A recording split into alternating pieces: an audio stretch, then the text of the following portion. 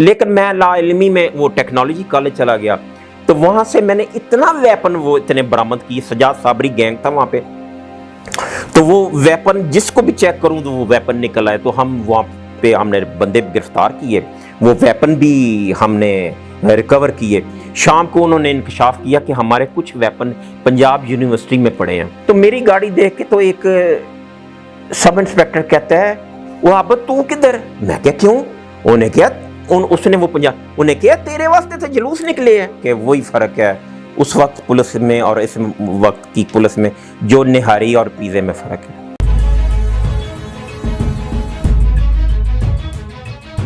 Sir हक की बात यहाँ पे आपने की है सर, हक अब के पुलिस अफसरान से कहाँ चला गया है?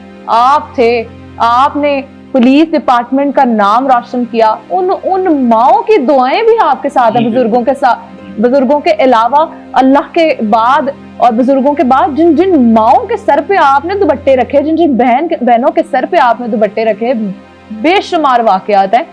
सर अब के अफसरान को क्या हो गया, और तब के अफसरान और अब के अफसरान में क्या फर्क है? बच्चे देखें, ठीक है, अब मुझे एक मैं क्योंकि मैंने इस महकमे का नमक खाया, तो मैं अपने महकमे को डीमोरल नहीं कर सकता। ये मेरी प्रॉब्लम कह लें या मेरी फितरत कह लें। उस वक्त ना आप भी बहुत अच्छे अफसर हैं, लेकिन उस वक्त अफसर ना बड़े हौसले वाले हुआ करते थे, उनकी प्रायोरिटीज और हुआ करती थी। कैसे? मैं ना स्टाफ में था कैप्टन जुबैर साहब के, तो कैप्टन जुबैर साहब के स्टाफ में था, तो मुझे इंफॉर्मेशन मिल गई टेक्नोलॉजी कॉलेज इकबाल टाउन में स्टूडेंट्स के पास वेपन है बहुत ज़्यादा। तो बच्चे मैं ना लाइल्मी कह लें आप कि कॉलेज में रेड करना उस वक्त ना मुमकिन नहीं हुआ करता था। उनको लीगल कवर भी हुआ करता था, जी प्रिंसिपल से पहले पूछे, फलां से परमिशन लें। लेकिन मैं लाइल्मी में वो टेक्नोलॉजी कॉलेज चला गया, तो वहां से मैंने इतना वेपन वो इतने बरामद किए। सजाद साबरी गैंग था वहां पे, तो वो वेपन जिसको भी चेक करूं तो वो वेपन निकल आए। तो हम वहां पे हमने बंदे गिरफ्तार किए, वो वेपन भी हमने रिकवर किए। शाम को उन्होंने इंकशाफ किया कि हमारे कुछ वेपन पंजाब यूनिवर्सिटी में पड़े हैं। मैं लाइल्मी में बच्चे मैं अपनी एक्सेप्ट करता हूँ, ये अब यहाँ पे मैं ये अल्फाज भी इस्तेमाल कर सकता हूँ कि मैं अपनी वो जो मर्दी में मैं लाइल्मी में यूनिवर्सिटी पे मैंने रेड कर दी हॉस्टल में, और अल्लाह ने मेरा साथ दिया, वहाँ पे कोई इशू ना बना, वहाँ पे भी हमने असला रिकवर कर लिया। अब सुबह वो इतने वेपन के वो बोरियां भर गई, तो मैं बड़े मजे में ना खाना खाने नीला गुमद गया हुआ था अपने एक सब इंस्पेक्टर कुलीग के साथ। तो वापसी पे माल रोड टोटल बंद था, टोटल इतना बड़ा वहां पे जुलूस निकला हुआ, मुर्दाबाद मुर्दाबाद। अब मैं बड़े मजे से पीछे गाड़ी लगा के जा रहा हूँ, गाड़ी उस वो 1000 2000 3000 के मजमे के पीछे। तो सिटी वालों का थाना नारकली और सिटी स्टाफ और वो सारे ना पीछे गाड़ियां आके ना उनको वो कवर कर रही थी कि कोई वो तोड़ फोड़ ना। तो मेरी गाड़ी देख के तो एक सब इंस्पेक्टर कहता है, वो अब तू किधर? मैं क्या क्यों? उन्हें क्या उसने वो पंजाब उन्हें क्या तेरे वास्ते तो जुलूस निकले हैं। हाँ, मैं एकदम परेशान। मैंने वो बैनर चेक किए तो अब मुर्दाबाद फलां ढिमकाम वो स्टूडेंट ने निकाला हुआ था। स्टूडेंट पॉलिटिक्स बहुत पावर पे थी, जिनसे आपने रिकवर किया। रिकवरी उनकी, हाँ ठीक है, वो उन्होंने नहीं, पूरे लाहौर ने, MSF ने। अरशद अमीन उसकी क़यादत कर रहा था और वो बड़ा जुलूस। खैर मैं दूसरे रास्ते से कैप्टन जुबैर साहब ने मुझे बुला लिया कैंट सिविल लाइन। शाम को कॉल चली कि अपना उस वक्त वाइन साहब थे, गुलाम हैदर वाइन CM, उन्होंने कहा जी कि आबिद बॉक्सर को सस्पेंड करो। उस वक्त बॉक्सर नहीं था, आबिद को सस्पेंड करो, उसको गिरफ्तार करो और 7 बजे CM हाउस में उसको लेके आओ। ठीक है, उस वक्त तारक खोसा साहब थे SSP और कैप्टन जुबैर साहब SP कैंट थे। तो शाम को मेरा पहला वकूआ था ऐसा, तो मैं परेशान बैठा हुआ हूँ, तो एकदम वो कॉल चली कि जहांगीर SSP लाहौर शमस गालबन उस वक्त नाम था CM का, शमस हाउस पहुँच गए हैं, तो इंतज़ार कर रहे हैं गाजी कैंट का। तो जुबैर साहब जब वो गाड़ी से निकलने लगे, साथ ही तो CM हाउस था, तो मैं डरते डरते वो गाड़ी में बैठने लगा। तो मुझे कहते तू किधर? मैंने कहा सर वो इस तरह होना, कहा आराम से बैठो जाके। वो सारा उन्होंने बोरी वो असले की गाड़ी में रखी, जाके उन्होंने एक्सप्लेन किया सीएम साहब को, तो एक्सप्लेन करके वापस पे आके मुझे शाबाश दी।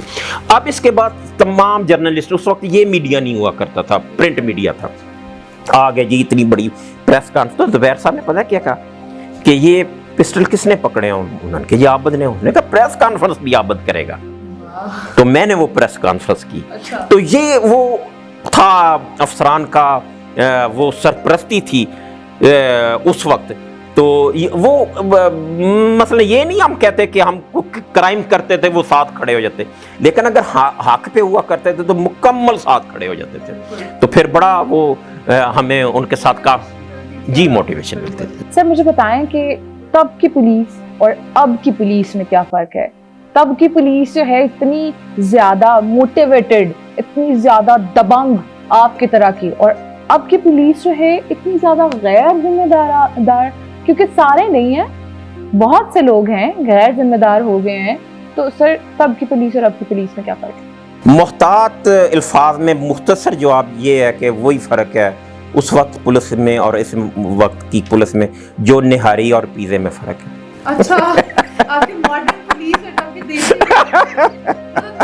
पुलिस और डंडा चलाती थी, वो डंडा चल नहीं बच्चे, आप देखिए, आप पिज़्ज़े से आपका पेट भर जाता है, आंख नहीं भरती आपकी, ठीक है, लेकिन वो और अहमद खान चद्दड़, गुलाम मोहम्मद कलियार, असलम सई, कैप्टन जुबैर, डॉक्टर आरिफ मुश्ताक, राना मकबूल, आफ्ताब चीमा, कितने नाम लें।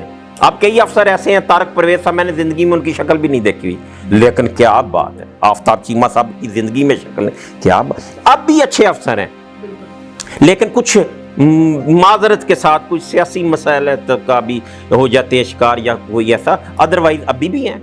देखे ना, कोई ये तो नहीं हुआ कि हम लोग ताला लगा के डिपार्टमेंट को चले गए हैं, अच्छे अफसर हैं, लेकिन अच्छा सर, एक सवाल मैं आपसे आपकी ज़िंदगी के हवाले से पूछना चाहती हूँ। आप खुद इकलौते हैं अपनी माँ की तरफ से 7 पुश्तों के बाद, और सर बेटे आपके जो हैं माशाल्लाह से पहले एक बेटा था, तो आपने कौन से अल्लाह पाक से दुआ की कि आपके माशाल्लाह से अब 3 बेटे हैं और तीनों अच्छी तालीम हासिल कर रहे हैं और आपके ही नक्शे कदम पे चल रहे हैं, या उनका कोई और शौक? नहीं बच्चे, इस तरह के मैं अकलौता था, तो हम ना मियाँ बीवी 2004 में हज पे गए। हज पे गए तो रात को ना 1-2 बजे तो मैंने ना, मेरी बीवी ने कहा कि हाँ, हमने ना हज़रत हमज़ा सरकार के रोज़े पे जाना है। तो हम हज़रत हमज़ा सरकार के रोज़े पे चले गए। तो उस वक्त ना बिल्कुल सुनसान था, दिन के टाइम वहाँ पे बहुत ज़्यादा रश होता है, तो आप इतनी टाइम वो दुआ के लिए आपको नहीं मिलता वहाँ पे। तो मैंने दुआ की कि मेरे अल्लाह, नबी तुझे बहुत प्यारे हैं, तो नबी को ये चचा बहुत प्यारे हैं, तो इनके सदके मुझे बेटा दे। तो मेरा बेटा, मैं उसका नाम हमज़ा रखूँगा। 1 साल 4 माह बाद मेरा बेटा पैदा हुआ, ईद मिलाद नबी वाले दिन, तो मैंने उसका नाम हमज़ा रखा। जी, हमज़ा रखा। सर, तीसरा बेटा आप जी, वो कितने साल का है और क्या कर रहा है आज? वो ये मेरा एक बड़ा बेटा जो है वो कनाडा में है जी, टॉपर है, रोल ऑफ ऑनर उसका, वो रोल ऑफ ऑनर लिया उसका, नेक्स्ट मंथ उसकी है वो जो सेरेमनी होती है उसकी। और सेकंड मेरे बेटे ने स्कूल में टॉप किया है, और थर्ड जो है वो मेरे जैसे ही है। अल्लाह के नहीं, थोड़ा सा वो लापरवाह है, उसका सॉफ्टवेयर हर वक्त माँ उसकी अपडेट करती रहती है। सर आप लापरवाह, आप कैसी बातें कर रहे हैं? आप लापरवाह होते तो अब तक जो है पुलिस के जो है डिपार्टमेंट, उसमें आपका नाम टॉप ऑफ द लिस्ट लिया जाता है, तो ये लापरवाह लोगों की तो निशानी। ये मेरे मालिक का करम है बच्चे, ठीक है, आपके डाउन टू अर्थ होने का एक नतीजा है। नहीं बच्चे, नहीं, मैंने ना अपनी औकात देखी हुई है।